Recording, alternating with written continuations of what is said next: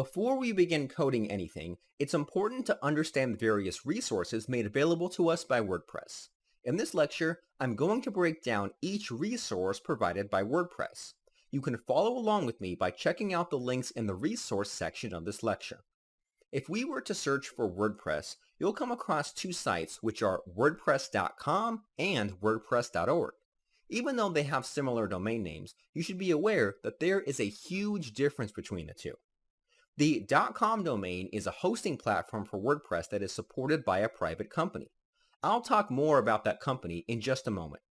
Right off the bat, I want you to know something very important about WordPress hosting platforms. There are a lot of them out there, but I do not recommend using these kinds of hosts. As a developer, you'll want to have full control over your WordPress sites. A lot of WordPress hosting platforms really limit what you can install and use. While they're user-friendly, they're not developer-friendly. Sometimes you'll have a client asking what host you recommend for their site. In these instances, try to recommend something which gives you, the developer, more flexibility. As this course progresses, I'll definitely talk more about hosting options and what you should be looking for in a host. Alright, let's keep moving forward. The .org domain is for anyone who wants to download the source code of WordPress and host it themselves. This is where we'll be spending 99% of our time throughout this course. Right away, you'll find a button to download WordPress. As of this course, we'll be working with version 5 of WordPress.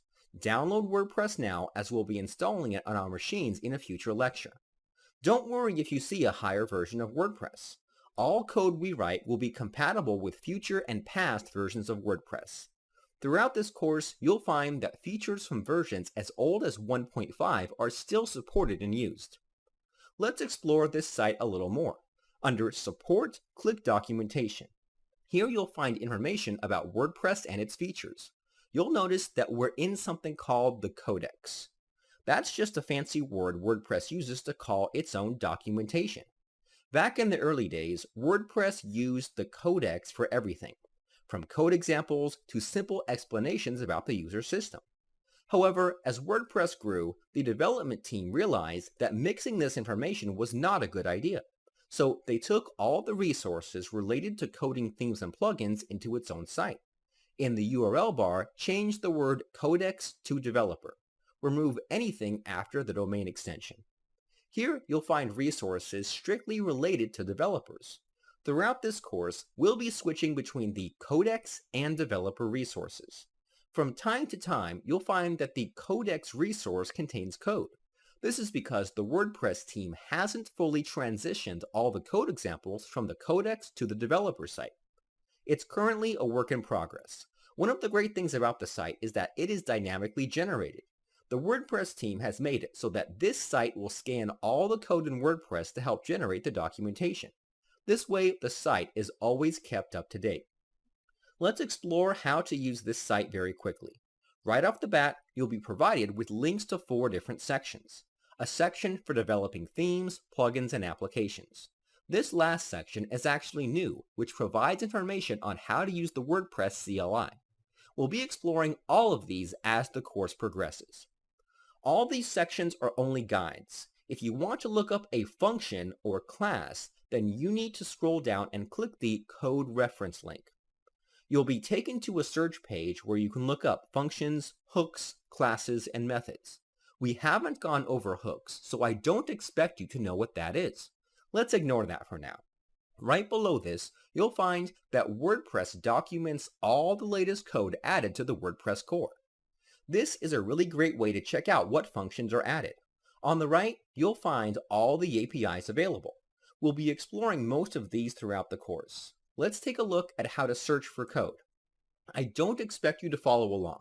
You just need to understand that all this does is help you find more information about functions and other WordPress code.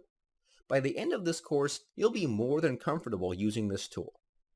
Alright, I'm going to search for something called the_content. After submitting the search, we should get about 10 results back. I'm going to click on the first result. WordPress will load this page that provides a lot of information on how you would go about using this function. There are a couple of things I want to highlight. The first is that you'll always be provided with the original source code. Here you'll find where WordPress defines this function. This is a really great way to understand how WordPress functions internally. A lot of this code may not make sense, but I assure you that you'll be able to read code like this and understand what it means by the end of this course. Next is the change log section. This will document when the function was first introduced and if there were ever any changes. As you can see, this function has been around since version 0.71. As I stated previously, WordPress is a popular choice because most code you write will be compatible with earlier versions. Not as early as this, but you shouldn't have any problems with a few versions back. Down further, you'll find a related uses section. Here you'll find where a function is used within WordPress itself. This is a really great way to see how WordPress itself uses its own code. You'll find some really great examples by reading through the WordPress code itself. The last section is the User Contributed Notes section. This section is available for anyone and everyone to submit some tips and tricks on how you would go about using this function. Something important I should highlight is that not all pages are like this. Some pages will provide even more information and others will provide very little. For the most part though, functions that are commonly used tend to be documented quite well.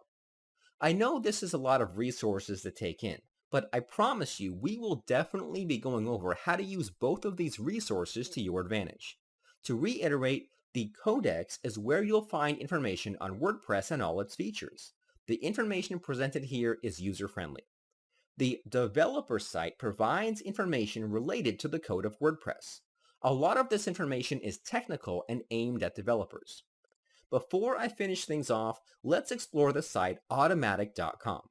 Automattic is a company that makes huge contributions to the WordPress software. They own plugins such as Jetpack and WooCommerce. Even though they don't own WordPress, they do have a big influence over the open source software. Automattic owns the .com domain of WordPress, but they do not own WordPress itself. It's very important to make that distinction. Anyway, that's about it. We're almost ready to begin writing some code. In the next lecture, we're going to start setting up our system for WordPress development.